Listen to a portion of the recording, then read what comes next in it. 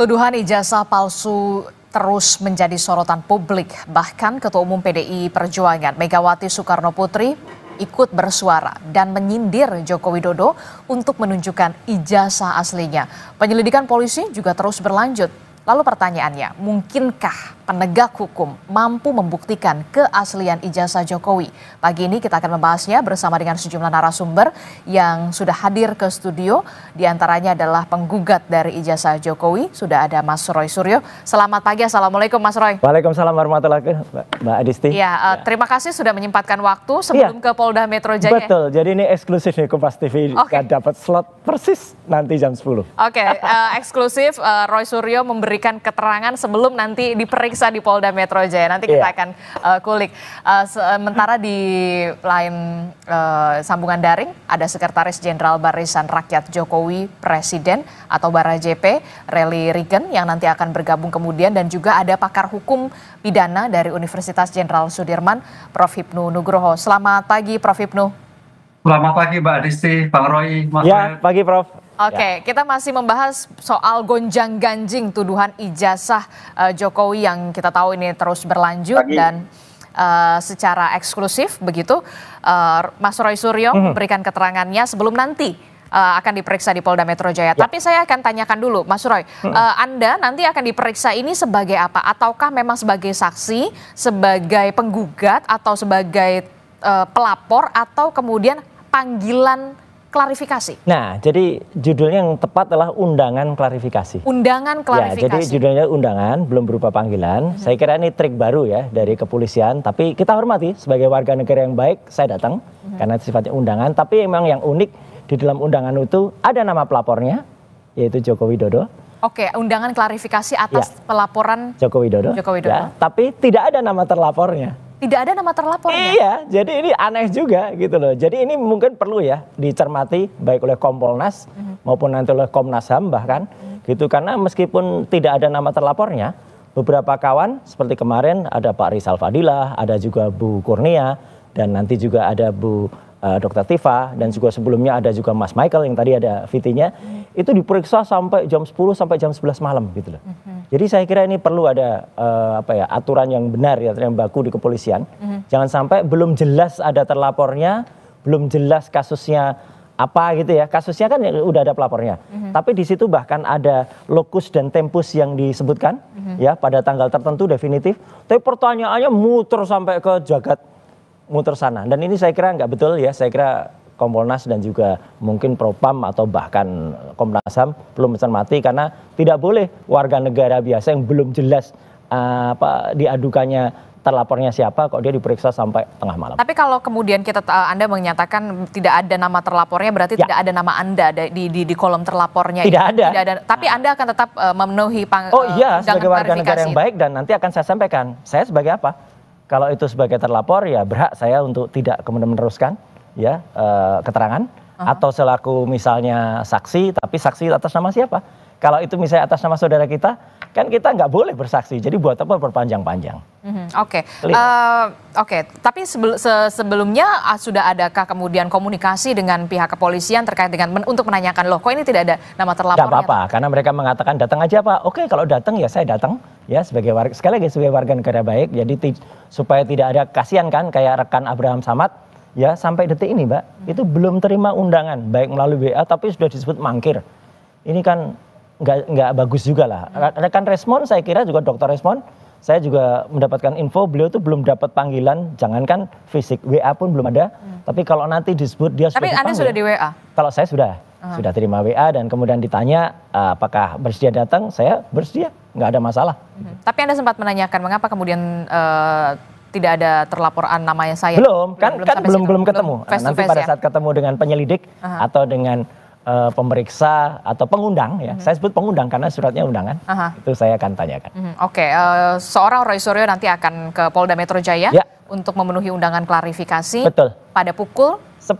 Pada pukul 10. Apakah nanti akan didampingi kuasa hukum, dan apa saja yang kemudian nanti akan dibawa atau sudah dipersiapkan? Itu hak dari siapapun yang diundang untuk didampingi, meskipun saya juga nanti menyerahkan ada beberapa kawan yang akan dampingi, monggo ya. Kalau persiapan ya saya nggak persiapan apa-apa, ya udah undangannya mana Ya udah itu aja yang dibawa. Nggak ada persiapan, ngapain harus persiapan? Ya gitu. Koordinasi dengan kuasa hukum atau didampingi kuasa hukum? Ya nanti akan kemarin dari teman-teman itu dari tim advokasi yang kemudian menyatakan untuk membela akademisi dan aktivis memang sudah menyatakan di bawah koordinasi Pak Petrus Celestinus dan juga di bawah koordinasi Pak Ahmad Kosinudin itu nanti juga akan mendampingi. Oke, saya ke Bang Rely dulu. Bang Rely, selamat pagi, sudah bergabung bersama kami, Bang Rely. Pagi. Oke, Bang Rely, tadi Anda sudah menyimak bagaimana keterangan dari Mas Roy Suryo yang nantinya akan memenuhi undangan klarifikasi. Sebagai Sekjen Barajp, respon Anda soal kasus ini seperti apa? Apakah nanti akan terus mengawal atau seperti apa? Ya, saya rasa kita udah sebut tahu ya proses hukum laporan ke Polda Metro Jaya sudah berjalan atau di Polres Jakarta Pusat. Itu kan penegak hukum sudah apa yang disampaikan oleh Bung Roy Suryo tadi sudah memanggil, tapi panggilan isinya itu kan prosedur.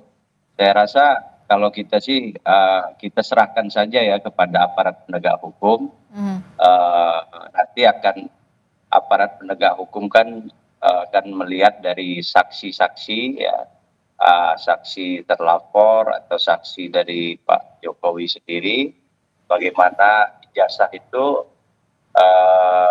nanti akan ada forensik apa yang kemarin dijelaskan, dan ya ikuti aja prosedur hukumnya.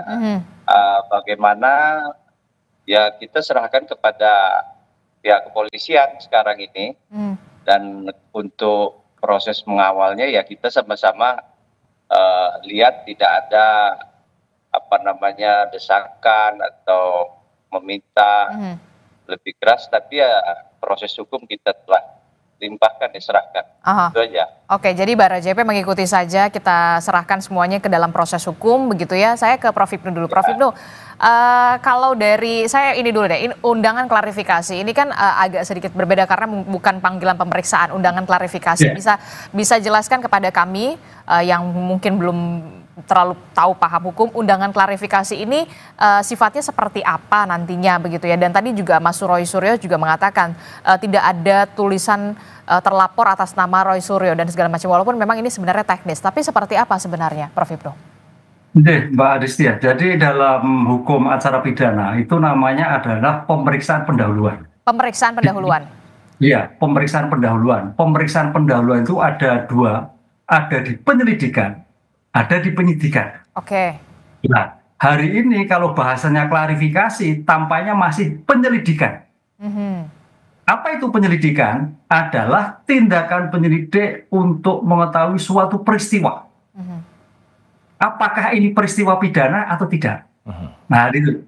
Kalau ini bukan peristiwa pidana, berarti selesai. Tapi kalau nanti peristiwa pidana naik, dipanggil menjadi saksi. Nah, itu sudah jelas nanti kalau sudah sidik, karena sidik itu adalah suatu peristiwa tindakan penyidik untuk mengumpulkan barang bukti guna menentukan tersangka.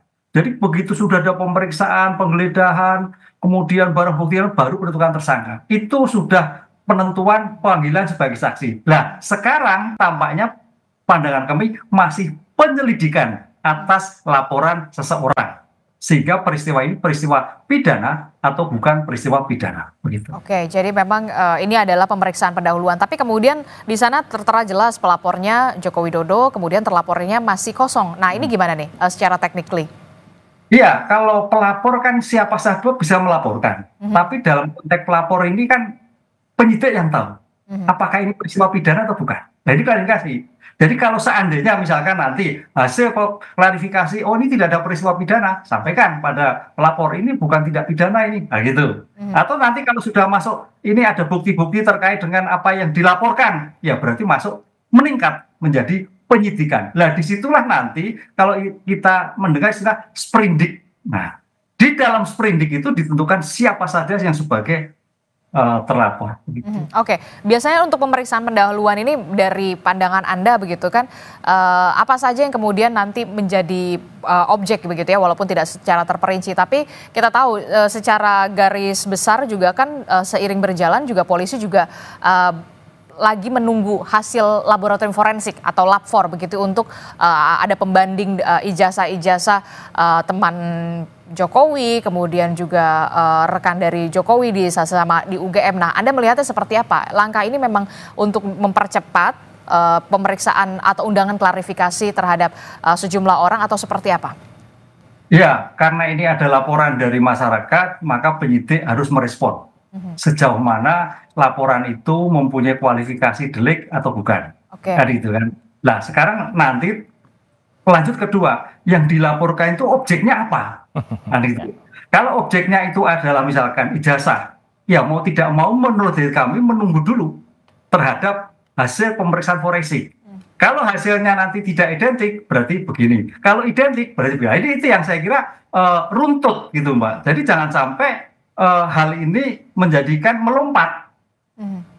Itu melompat, tapi saya tidak tahu dugaan laporannya apa saja, apakah hanya terhadap itu ataukah yang lain, saya tidak tahu. Lah, idealnya kalau suatu pemeriksaan itu apalagi ada perkara pidana, ada perkara perdata yang diajukan, ini runtut, karena runtut itu akan menjadikan bukti yang solid, yang jelas di antara saling membuktikan di dalam suatu peradilan yang ada. Jadi tidak saling lompat gitu loh. Ini yang menurut kami seperti itu.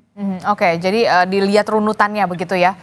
Iya. Oke, saya ke Mas Relly. Mas Relly, beberapa kemarin kita sudah melihat pernyataan dari Ketua Umum PDI Perjuangan begitu soal walaupun tidak menyebut secara spesifik soal nama, tapi soal ijazah begitu, tunjukkan saja ijazahnya begitu ya. Anda melihat bagaimana respon dari Barajp sendiri? Ya, terkait pernyataan Bu Mega itu adalah hak beliau ya untuk menyampaikan apa yang menjadi keinginan beliau. Tapi pada hari ini dan sebelumnya proses hukum telah berjalan ya. Apa laporan kita, laporan Pak Jokowi sudah masuk. Ya kita ikutin saja apa proses hukum sekarang yang ada. Persoalan nanti jasa itu akan diperlihatkan di persidangan atau di penegak hukum.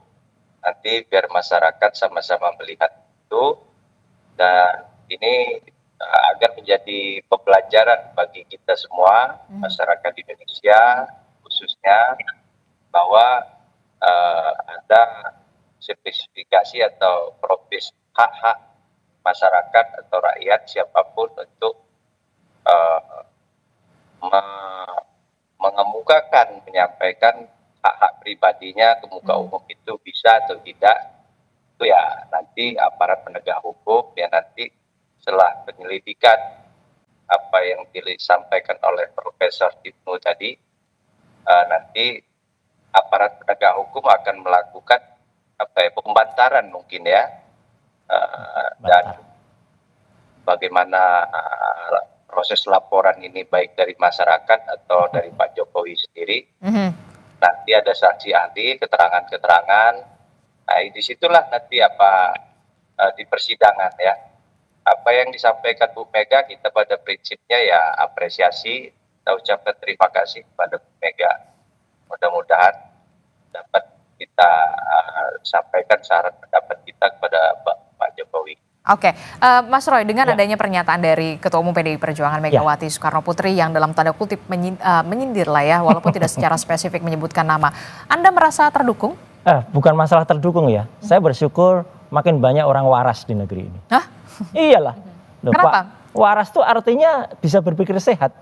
Ya jelas lah, Ibu Mega itu adalah dulu yang mengangkat Jokowi, kemudian bahkan mendukung ketika masih didukung oleh PDI Perjuangan. Artinya itu adalah nasihat yang sangat bagus dari orang yang pernah mengangkat Jokowi gitu loh. Kalau kemudian yang diangkat tidak merasa, ya itu kan kayak malin kundang aja gitu berarti kan.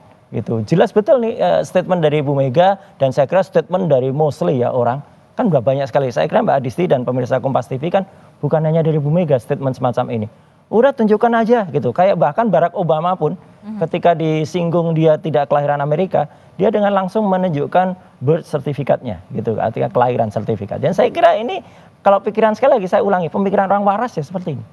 Gitu loh. Jadi tunjukkan saja, tunjukkan saja selesai gitu, dan tidak membuat masyarakat kemudian malah artinya kemudian dikriminalisasi, ya. Saya bilang gitu. Berlarut-larut begitu. Berlarut-larut karena ada pemeriksaan sampai dengan Bu Kurnia sampai jam 11 malam, ya. Kemudian nanti nggak tahu sampai jam berapa rata-rata untuk sebuah hal yang sifatnya klarifikasi.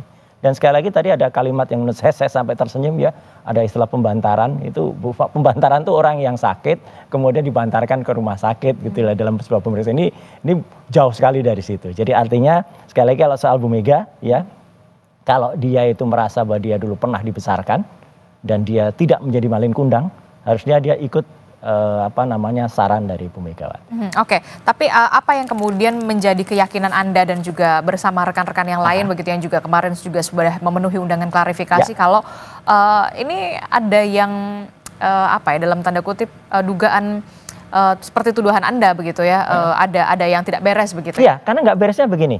Katanya kan kita hormati ya, Jokowi katanya ijazah saya tidak pernah dikeluarkan sama sekali.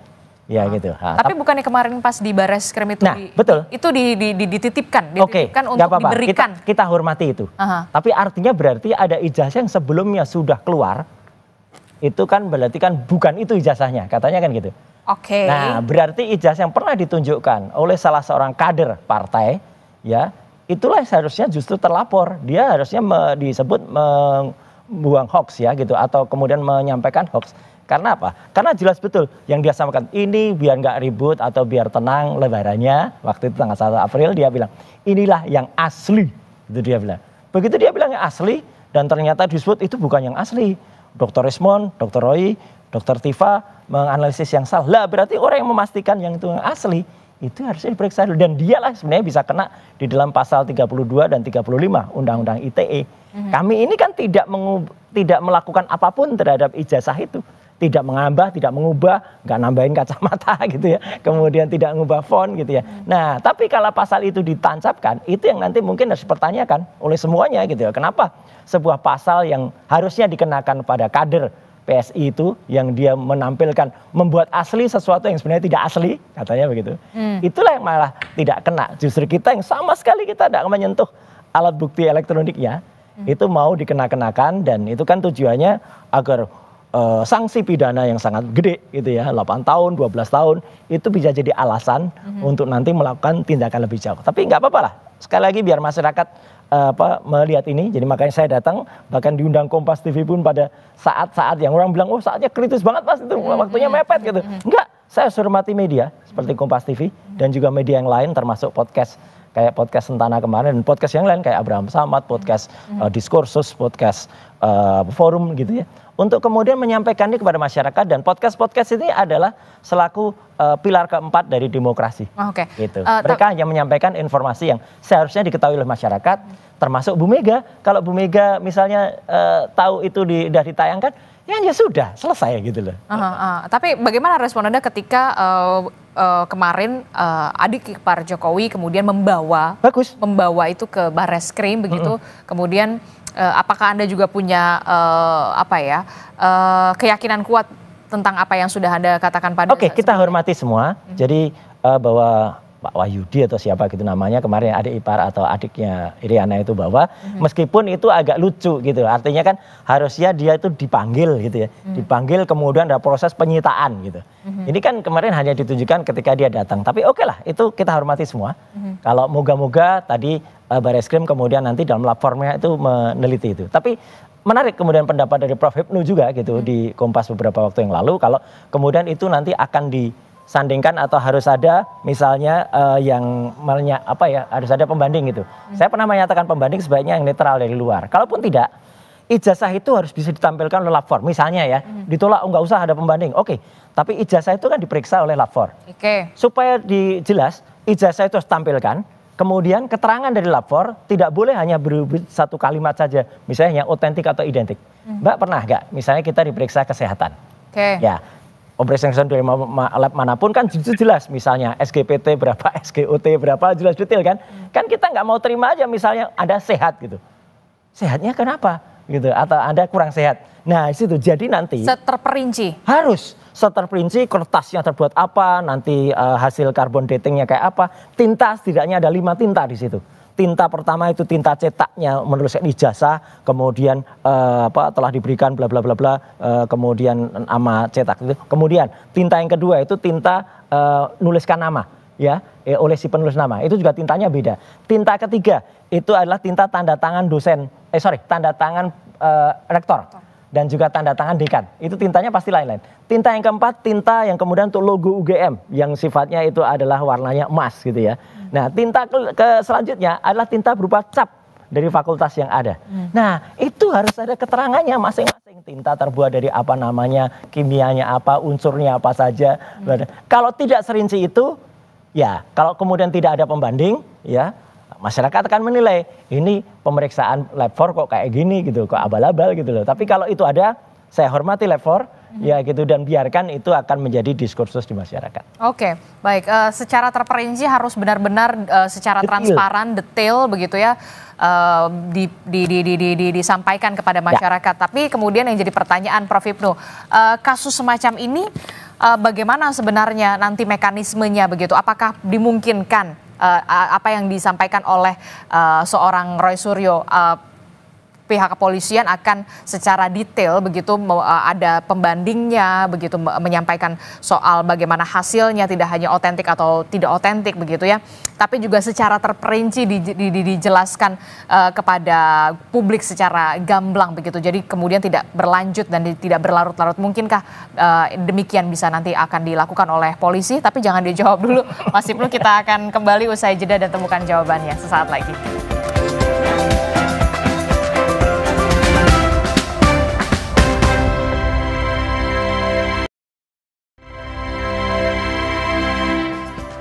Terima kasih Anda masih bersama kami dalam Sapa Indonesia Pagi. Saudara, masih membahas soal gonjang-ganjing tuduhan atau tudingan soal ijazah Joko Widodo yang sampai saat ini masih terus berlanjut. Dan rencananya memang Roy Suryo yang hadir di pagi hari ini pada pukul 10 pagi nanti akan memenuhi undangan klarifikasi dari penyidik Polda Metro Jaya. Saya masih meneruskan dialog saya bersama dengan Mas Roy Suryo, kemudian ada Prof. Hipnu dan juga Mas Regan.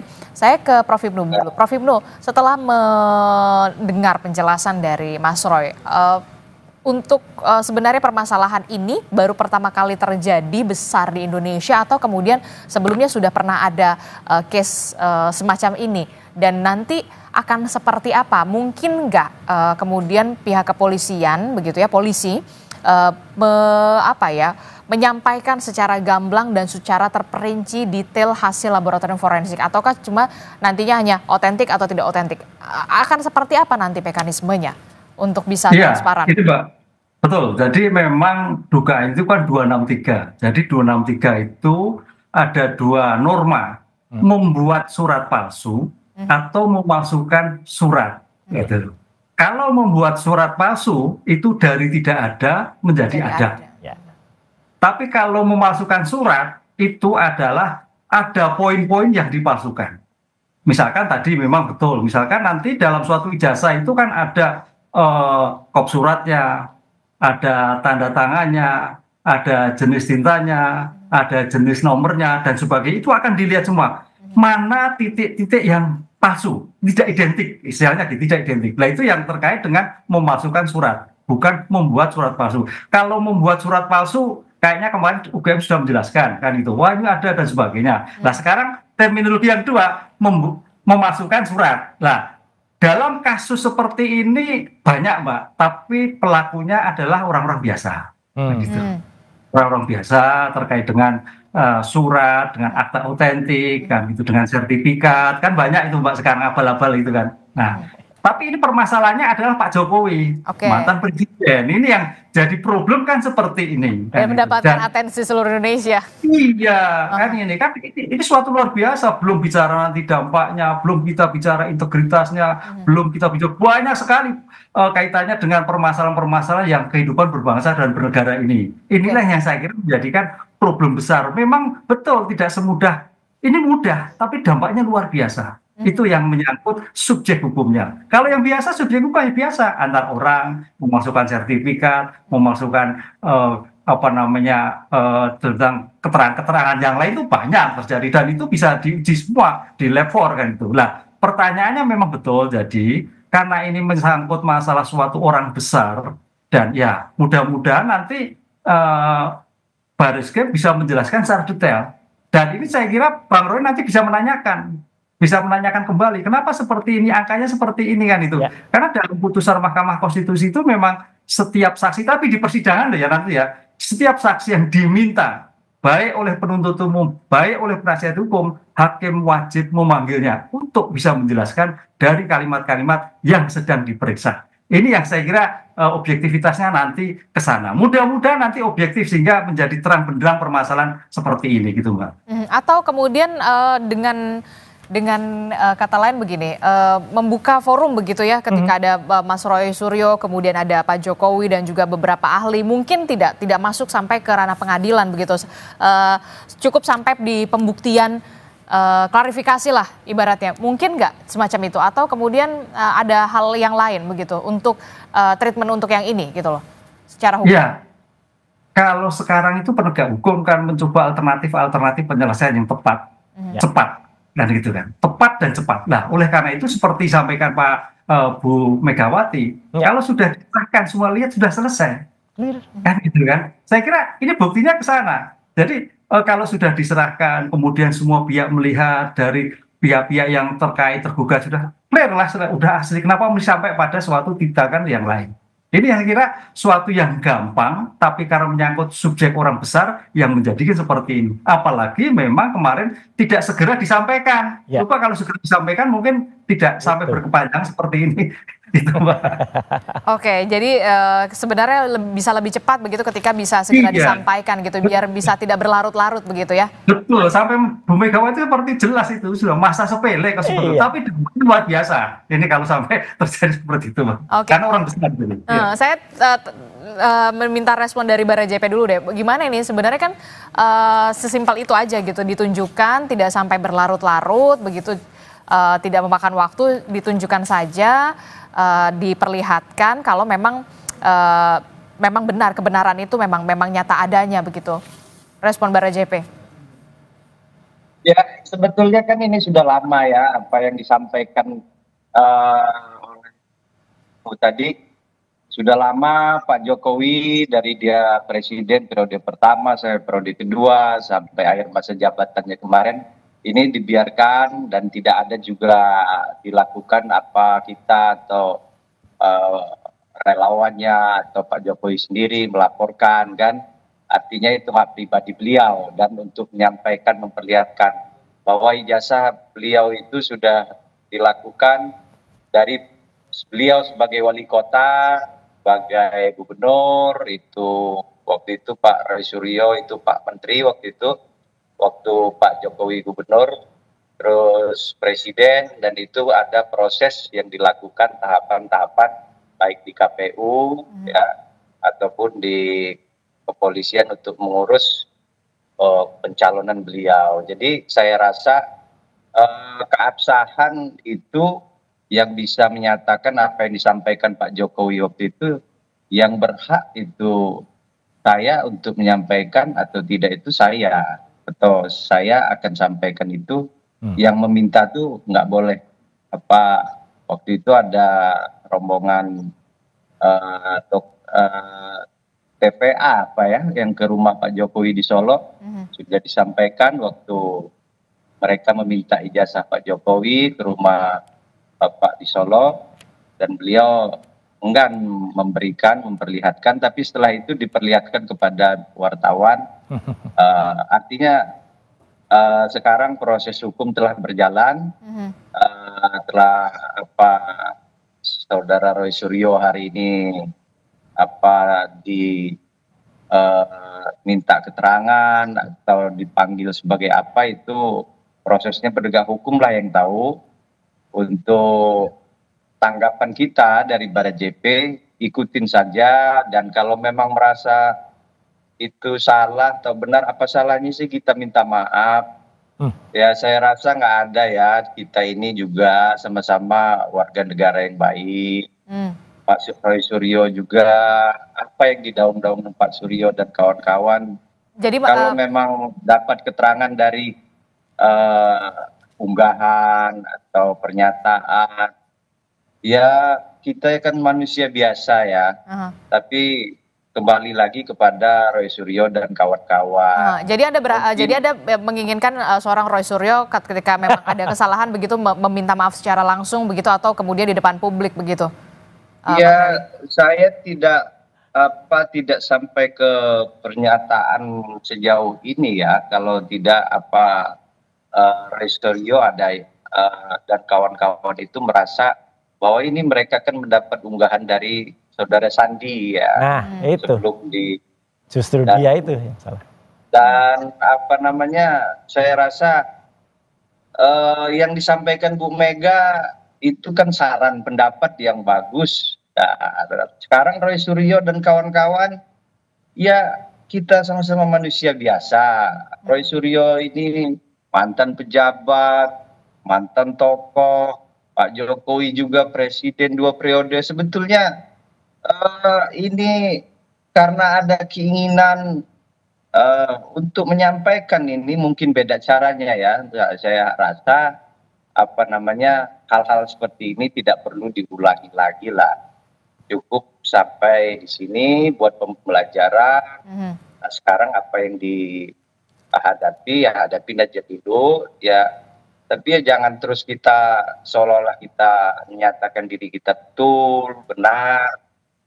Ya seperti apa yang dikatakan Prof. Hipnu tadi, ya itulah proses hukumnya. Nah saya dengar ya berapa hari ini, ya jangan kita ego ya saling. Jadi saya rasa Pak Jokowi juga mantan kepala negara, mantan presiden ya. Mudah-mudahan ya beliau, tapi bagaimana itikat baik dari kawan-kawan lah. Itu saja saran pendapat saya bagi kawan-kawan yang masih belum puas. Silahkan Mas Roy. Ya, Mas Roy. Saya kira nggak apa-apa kalau real ya, itu artinya siapa tahu ya, justru misalnya. Kalau memang ada kekeliruan. Kalau ada kekeliruan bukannya. Anda bersedia untuk menyampaikan kalau kekeliruan, tapi insya Allah kalau memang itu yang kami teliti, ya jelas-jelas itu adalah fake document. Ya ternyata kalau yang diunggah oleh Sandi, ya itu. Nah ternyata kalau misalnya Sandi mengunggah dokumen yang salah, dia juga harus yang minta maaf. Tapi kalau ternyata dokumen itu ternyata yang salah adalah yang punya Pak Jokowi, ya Pak Jokowinya juga harus minta maaf. Gitu. Kan clear aja, kita kan katanya semua equality before the law, semuanya sama di muka hukum. Tapi juga demikian juga ketika pemeriksaan ini, juga sekali lagi saya sampaikan dari Pak Ahmad Kosinudin ya selaku tim kami itu juga mengatakan ini benar-benar pemeriksaan yang di luar batas gitu loh. Kenapa di luar batas? Ya karena baru pada tahap klarifikasi saja undangan itu sudah sampai saksi itu diperiksa ibu-ibu loh ini ya, Bu Kurnia tuh dari jam 10 pagi sampai jam 11 malam gitu kan. Udah kayak sifatnya udah kayak tersangka saja gitu ya gitu kan. Jadi artinya tidak clear, sedangkan yang pelapornya itu Mbak itu baru melaporkan dan hanya 2 jam kemudian katanya sudah cepat sekali gercep dan belum ada satu saksi pun dari pihak pelapor itu yang diperiksa gitu. Kalau ada imbang dari mereka juga diperiksa, kemudian misalnya semua dokumennya juga ditunjukkan. Sekali lagi saya mengatakan terima kasih kepada Ibu Mega, Presiden kelima kita yang masih masuk pada golongan orang yang waras ya di Republik ini, yang kembali mengungkapkan pendapat. Saya kira pendapat waras ini perlu Mbak diikuti oleh kader-kadernya gitu ya. Gitu. Jadi menurut Anda penyidik juga perlu juga memeriksa seorang Sandi begitu yang juga. Oh iya. Anda kan betul, dari karena kan dia itu yang menampilkan dan saya baru bergerak setelah ada postingan dari Sandi pada tanggal 1 April itu. Tanggal 1 April. 1 April. Itu dia posting itu di X. Di X. Di Twitter. Dan kemudian. Waktu itu unggahannya seperti apa? Unggahannya adalah dia mengatakan bahwa biar lebaran Anda tenang gitu ya. Inilah ijazah yang asli, dia bilang gitu. Nah, itulah kemudian kenapa kami dari dasar unggahan itulah kemudian. Ya karena unggahan itu lebih maju dari fotokopi yang disampaikan oleh Dekan Fakultas Kehutanan. Pak Sigit Sunarta yang masih berupa fotokopi hitam putih. Ini berwarna. Jadi, kalau ini berwarna ini menarik untuk diteliti. Dari situ kita kemudian. Jadi awalnya Anda meneliti yang dari kehutanan dulu? Yang dari kehutanan karena itu saatnya fotokopi itu nggak bisa diteliti. Itu kan fotokopi hitam putih dan ada berdasar video dan dia ketika kami datang ke Jogja waktu itu juga tidak menunjukkan lagi gitu loh. Aneh gitu Pak Dekannya nggak mengatakan langsung aja nanti dari yang bersangkutan langsung. Akhirnya kami dapat skripsi Justru ketika dapat skripsi itu Mbak, kami bisa sampaikan skripsinya karena itu primary evidence ya, dan itu skripsi nggak bisa dikatakan salinan gitu ya. Itu skripsi resmi yang disimpan di Universitas Gadjah Mada. Disampaikan oleh siapa waktu itu? Disampaikan oleh wakil rektor. Kepada Anda? Iya, dan saya Dr. Resmond, dan itu kita periksa dan disitulah kita menemukan banyak sekali kejanggalannya, tidak ada lembar pengesahan, tidak ada nama Kas Mujur dan sebagainya, dan satu kesimpulannya Mbak, sepele saja. Tidak ada nama tidak ada nama dosen pembimbingnya, nggak ada. Pak Kas Mujur nggak ada. Di lembar? Di lembar di dalam skripsi itu.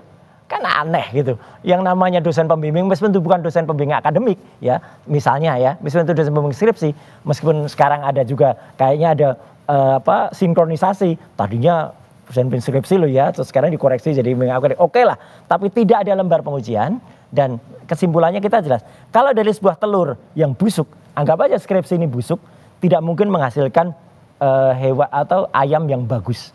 Jadi nggak mungkin ada ijazah yang bagus, ijazah yang benar kalau dari skripsinya seperti ini. Kalau nanti misalnya ijazahnya itu dinyatakan otentik gitu, atau misalnya dia asli gitu ya, skripsinya kayak gini kok bisa ijazah asli, biar masyarakat yang menilai. Apa langkah yang akan Anda lakukan selanjutnya? Ketika memang nanti memang pihak kepolisian mengatakan ini otentik. Kalau otentik kita lihat dulu keterangannya. Saya tadi sampaikan kan, detailnya seperti apa. Kalau ternyata polisi juga tidak menampilkan ijazah yang asli menurut itu kan masyarakat juga bisa nilai nanti. Oh asli, sama nggak yang diposting? Ternyata kalau sama, ya berarti kami juga menganalisis subjek yang sama gitu. Tapi kalau ternyata itu beda, nah ini masuk ke pasal 32 atau 35, ada seseorang yang namanya Sandi itu ya, itu yang kemudian sempat memposting sesuatu yang dianggap asli padahal tidak asli. Masuklah itu, harusnya dia yang kena pasal 32 dan 35 Undang-Undang ITE. Oh, gimana Prof Hipnu? Ya. Anda melihatnya dengan penjelasan ini agak sedikit kompleks ya.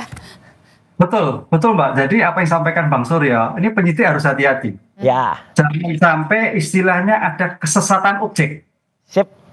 Oke. Mistake, kesesatan objek. Jadi objek yang diperiksa itu objek yang keliru misalkan gitu loh. Ya. Bukan yang asli, ya ini terjadi kesesatan. Nah oleh karena itu memang harus jeli nih. Sebetulnya yang dikaji itu yang mana? Karena dalam ilmu hukum itu harus bisa kesesatan tentang objek, kesesatan tentang orang. Orangnya keliru misalkan, namanya sama. Berbeda. Tapi juga demikian juga, ini kesesatan objek menurut saya. Ada mistake yang diunggah ternyata tidak betul. Yang betul adalah yang dibawa Jokowi. Nah ini problem besar nanti. Makanya saya kira nanti penyidik juga harus hati-hati. Sebetulnya yang jadi problem itu yang dibawa Pak Jokowi, apa yang diunggah. Yang diunggah betul tidak. Kalau itu analisnya ke sana berarti selama ini ada mistake, kesesatan tentang objek dalam suatu penyelesaian perkara. Oke, harusnya dan nanti akan seperti apa ujungnya ketika siapa yang mengunggah tadi, yang di objek tadi, objek yang dikaji oleh masyarakat tadi, Mbak, itu ternyata objek yang keliru misalkan seperti itu nggak bisa dijadikan sebagai alasan. Jadi yang jadikan objek yang sekarang diuji lab itu yang asli. Ya.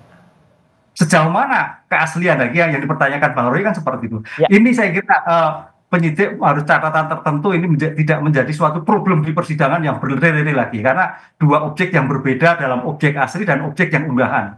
Kan itu, mana yang primer, mana yang sekunder. Yang primernya kan di bawah, yang sekundernya ini yang jadi perdebatan terus mengalir terus gitu Pak. Ini yang saya kira harus hati-hati dalam menilai ini, jangan sampai nanti terjadi obskur dalam suatu pemeriksaan perkara.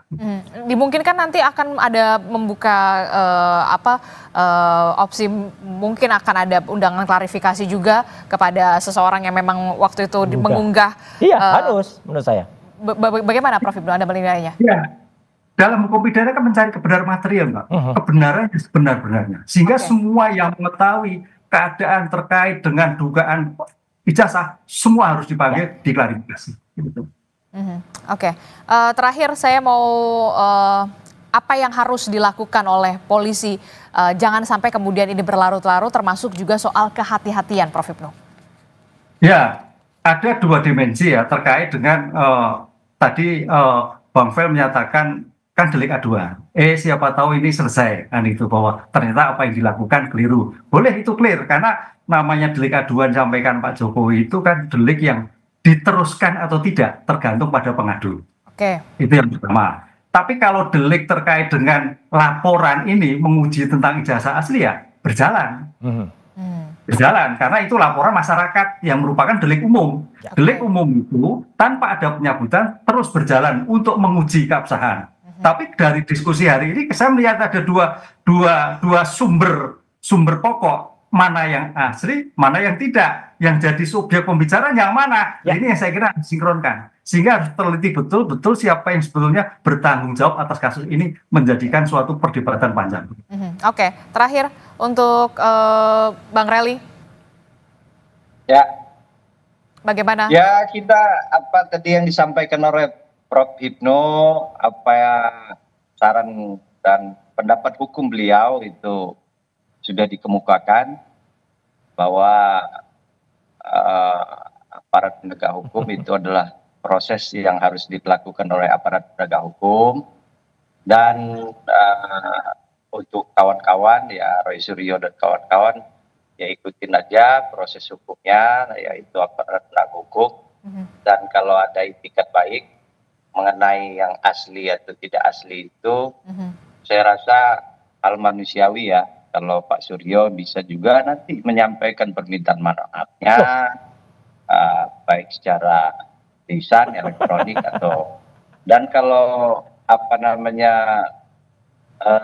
proses hukum, kalau kita sudah serahkan kepada pihak kepolisian ya, jadi untuk pembuktian atau di persidangan itu adalah menjadi ranahnya penegak hukum. Betul. Itu aja. Ya. Oke, terakhir Mas Roy, apa yang ingin Anda respon? Jangan memframing ya gitu. Artinya seolah-olah dikatakan yang salah. Jelas nanti yang salah itu adalah orang yang memposting objek yang tidak benar. Kalau ternyata itu benar, ya kami bertanggung jawab gitu ya terhadap analisis kami, karena yang kita posting ternyata itu sama dengan yang ada di kepolisian.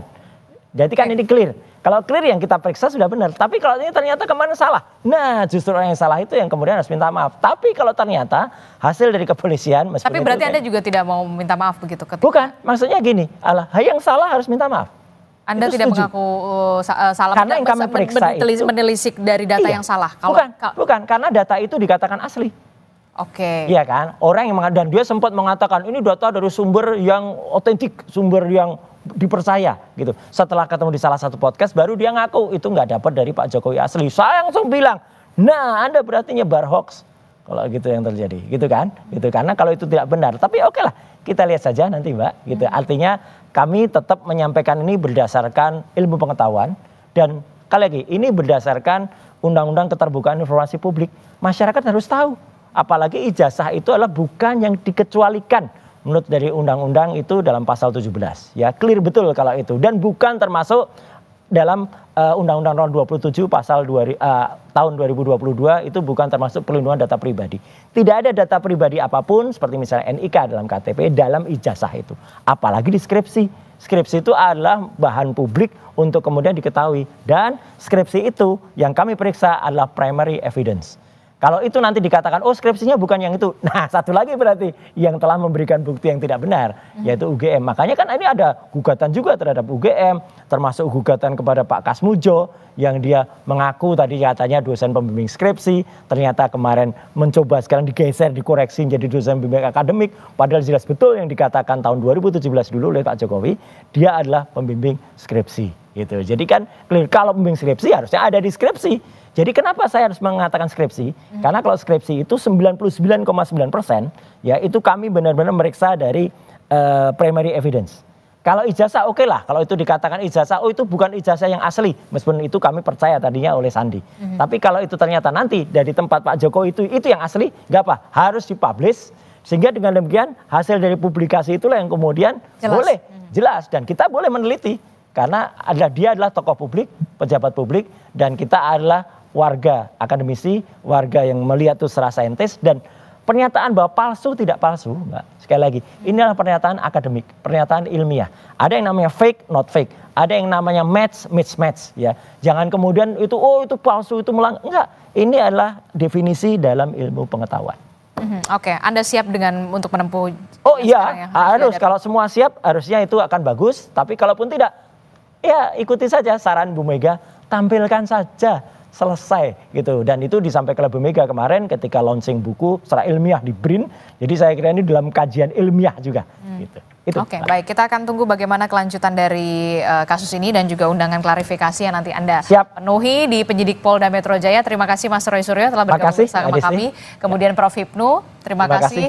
Dan juga Bang Reli, terima kasih sudah bergabung bersama kami. Sehat selalu Bapak-Bapak. Assalamualaikum. Selamat pagi. Waalaikumsalam.